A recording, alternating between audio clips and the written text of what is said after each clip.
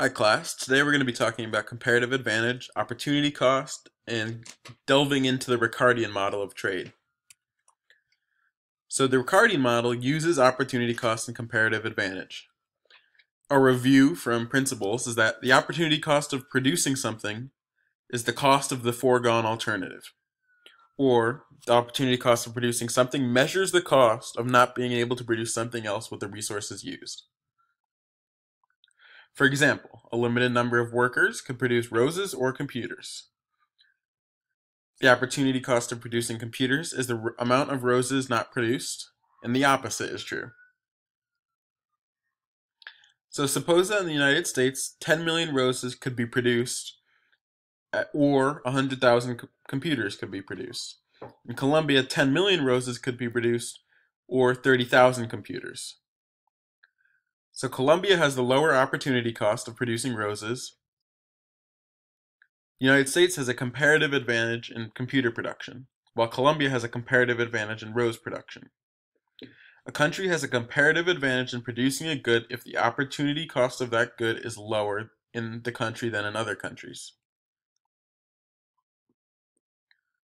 Suppose that initially Colombia produces computers and the United States produces roses, and that both countries want to consume computers and roses. So there's a demand for computers and roses. So through trade, can both countries be made better off? And the answer is yes, using comparative advantage. So here you can see data. So comparative advantage in trade. This goes back to Adam Smith's specialization, in which they have comparative advantage.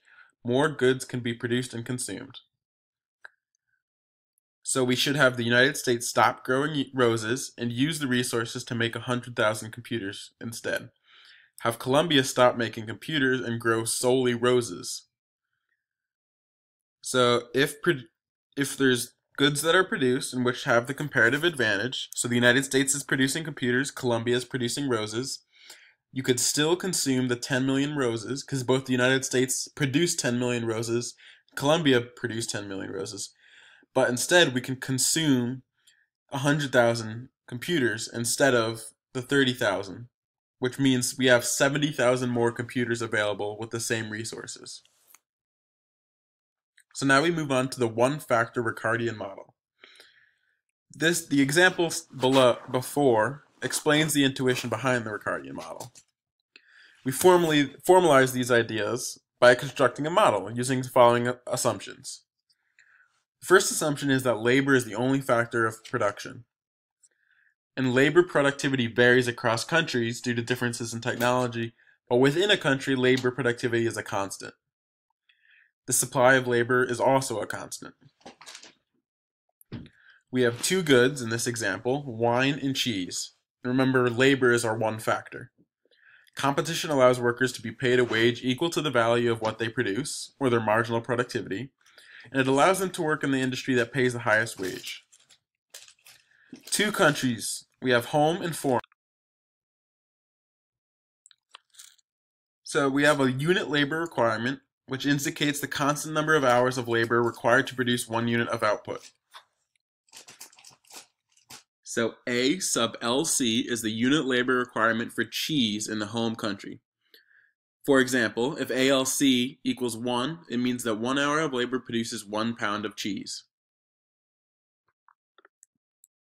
ALW is the unit labor requirement for wine in the home country. For example, ALW equals 2 means that there's 2 hours of labor to produce 1 gallon of wine, or whatever unit we're using. A high unit labor requirement means low labor productivity. Labor supply indicates the total number of hours worked in the country. It's denoted as capital L, a constant. Production of cheese, Q sub C, indicates how many pounds of cheese are produced. And the same goes for wine with Q sub W. So the PPF, the production possibility frontier of an economy, shows the maximum amount of goods that can be produced for a fixed amount of resources.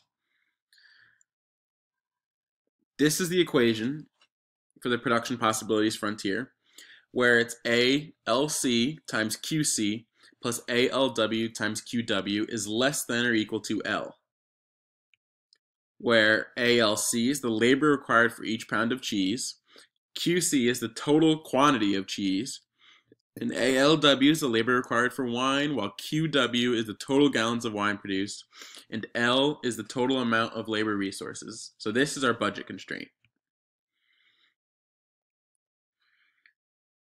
So maximum home cheese production is when the quantity of cheese equals the entire labor divided by A sub LC, when QW equals 0.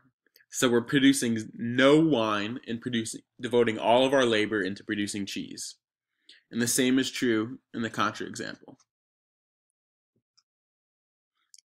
So for a numerical example, suppose that the economy's labor supply is 1,000 hours. Here's what the equation looks like.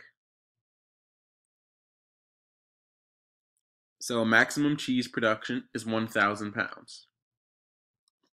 Maximum wine production is 500 gallons. And here's what the production possibilities frontier looks like in a graphical model, where on the y-axis we have home wine production, and on the x-axis we have home cheese production. The slope of this graph is the opportunity cost. So the opportunity cost of cheese is how many gallons of wine the home country must stop producing. Cost is constant because the labor requirements are both constant. The opportunity cost of cheese appears as the absolute value of the slope in the ppf. So producing an additional pound of cheese requires A sub LC hours of labor. Each hour devoted to cheese production could have been used instead to produce an amount of wine equal to 1 hour divided by ALW hours per gallon of wine. For example, if 1 hour of labor is moved to cheese production, that additional hour could have produced a half gallon of wine. So the opportunity cost of producing 1 pound of cheese is a half gallon of wine not produced. So we let PC be the price of cheese, PW be the price of wine. Due to competition, hourly wages of cheesemakers equal the value of cheese produced in an hour. The same is true for winemakers, so workers will choose to work in the industry that pays the higher wage.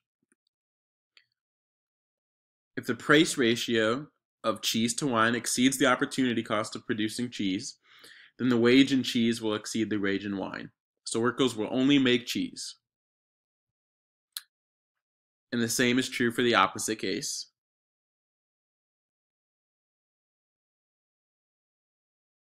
And if the price ratio equals the opportunity cost of producing cheese, workers will be willing to make both wine and cheese.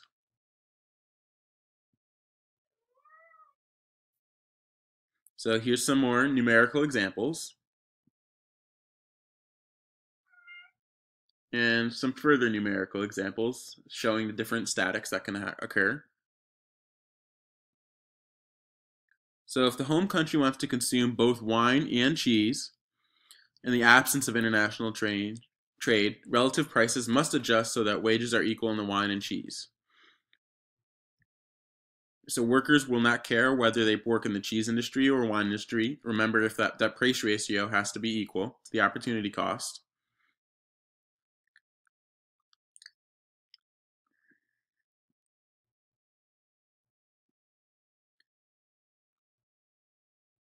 So, if the home country is more efficient in wine and cheese production, then it has an absolute advantage.